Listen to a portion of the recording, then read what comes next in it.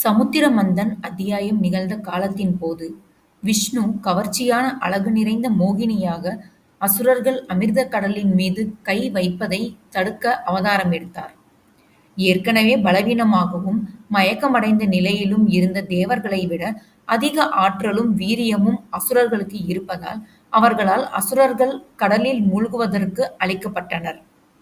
ஆனால் அமிழ்தத்தை அசுரர்கள் பருகினால் அவர்கள் அழியா நிலையை அடைந்து பின்னர் 7 பிரபஞ்சத்திலும் அழிவை ஏற்படுத்துவார் என்பதை அவர்கள் அறிந்தார்கள்.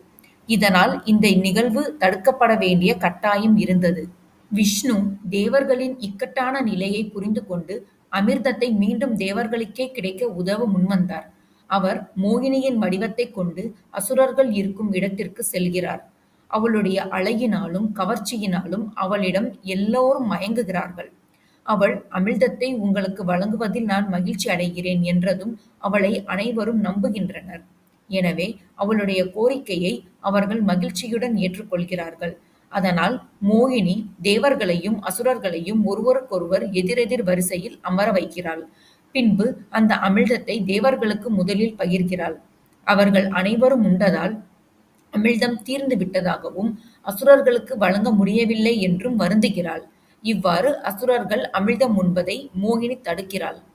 அசுரர்களின் இளவரசி மகிஷி தன்னுடைய சகோதரர் மகிஷாசுரனை துர்க்கையம்மன் அளித்த கோபத்தில் இருந்தார். எனவே சிவன் மற்றும் விஷ்ணுவின் ஒருங்கிணைந்த சக்தியை தவிர வேறு யாராலும் அளிக்க முடியாத சக்தியாக ஒரு வரத்தை பெற பிரம்மனை நோக்கி தவம் புரிகிறாள். அவளுடைய தவத்தின் பயனாக அந்த சக்தியும் பிரம்மனின் மூலம் அவளுக்கு கிடைத்தது. அந்த அகங்காரத்தில் இருந்த மகிஷி தனது சர்வாதிகார ஆட்சியை உலகம் முழுவதும் நடத்தினார். இதனைக் கண்ட தேவர்கள் எல்லா உயிர்களையும் காக்க இதற்கு ஒரு தீர்வை கொண்டு வர சிவனையும் விஷ்ணுவையும் கேட்டுக்கொண்டனர்.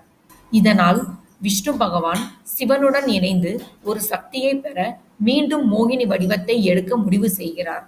இந்த தகவல்களை எல்லாம் விஷ்ணு பகவான் சிவபெருமானிடம் விளக்குகிறார். சிவனும் அத்தகைய வடிவத்தை பற்றி விளக்குமாறு கேட்கிறார். விஷ்ணுவும் மோகினியின் வடிவத்தை அவருக்கு காண்பிக்கிறார்.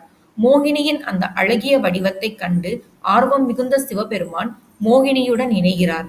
இந்த ஹரியும் ஹரனும் இணைந்து மாபெரும் சக்தியாக சுவாமி ஐயப்பன் பிறக்கிறார். யாரும் வெல்ல முடியாத அதீதி சக்தியாக ஐயப்பன் பிறக்கிறார். விஷ்ணு புதிதாக பிறந்த அந்த குழந்தைக்கு ஒரு மணி மாலையை பரிசளிக்கிறார். திருமலை நாயக்கரால் தோற்கடிக்கப்பட்டு வெளியேற்றப்பட்ட பாண்டிய அரச வம்சத்தினர் மதுரை, திருநெல்வேலி, ராமநாதபுரம் வழியாக கடந்து வந்து வள்ளியூர், தென்காசி, செங்கோட்டை, அச்சன் கோயில், சிவகிரி போன்ற இடங்களில் குடியேறினர். அன்றைய திருவிதாங்கூரின் சில பகுதிகளில் அவர்கள் ஆதிக்கம் செலுத்தவும் செய்தனர். சிவகிரியில் செம்பலநாட்டு கோயிலை சார்ந்த பாண்டிய வம்சத்தினராகிய சிலருக்கு பந்தல நாட்டை ஆள்வதற்கான உரிமையை திருவிதாங்கூர் மன்னர் அளித்தார். சுமார் 800 ஆண்டுகளுக்கு முன் இந்நிகழ்ச்சி நடைபெற்றது. சுவாமி ஐயப்பனின் வளர்ப்பு தந்தையான ராஜசேகர மன்னர் இவ்வம்சத்தை சார்ந்தவராவார். ஐயப்பனை கண்டெடுத்தல் மற்றும் வளர்ப்பு பற்றி அடுத்த பகுதியில் பார்ப்போம். இது போன்ற ஆன்மீக தகவல்கள் மேலும் அறிய சேனலை லைக் பண்ணுங்க, ஷேர் பண்ணுங்க, சப்ஸ்கிரைப் பண்ணுங்க.